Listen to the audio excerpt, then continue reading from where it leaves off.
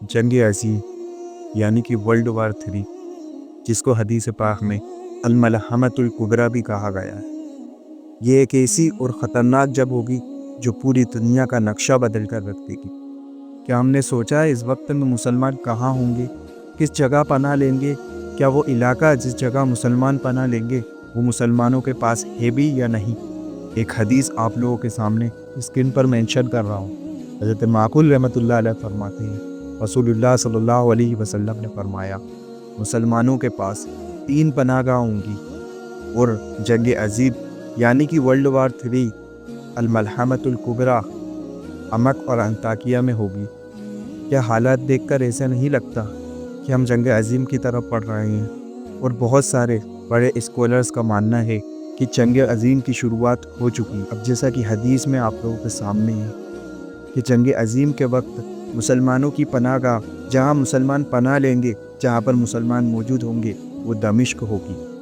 آپ کو معلوم ہوگا اس وقت میں دمشق پوری طریقے سے مسلمانوں کے قبضے میں آ چکا ہے۔ میں فرقہ واریت کی بات نہیں کرتا، لیکن دمشق کے اندر سے اس وقت جو حکومت گئی ہے، جس کا تختہ پلٹا ہے، اس کا جو لیڈر تھا بشار الاسد، وہ شیعہ تھا، لیکن وہ شیعوں میں ایسے فرقے سے تعلق رکھتا تھا جس کو تمام شیعہ کافر سمجھتے ہیں۔ وہ نہایت ہی بہت زیادہ ظالم تھا۔ آپ لوگوں کے سامنے بھی ویڈیو آئی ہوں گی کہ اس نے لوگوں کے اوپر کس طریقے سے ظلم کیے تھے۔ 20 25 30 سال تک لوگوں کو قید کر کے رکھا تھا۔ لوگ بولنا بھول گئے، لوگوں کی آنکھوں کی روشنی چلی گئی، لوگوں کے بچے بڑے ہو گئے، اب جا کر وہ جو ہے کہ آزاد ہوئے ہیں۔ جو اتنا ظالم تھا کہ اس سے مسلمانوں کے لیے کسی حمایت یا کسی مدد کی امید کی جا سکتی تھی؟ جو مسلمان جو ہے کہ پناہ لیتے دمشق کے اندر حدیث کے حساب سے۔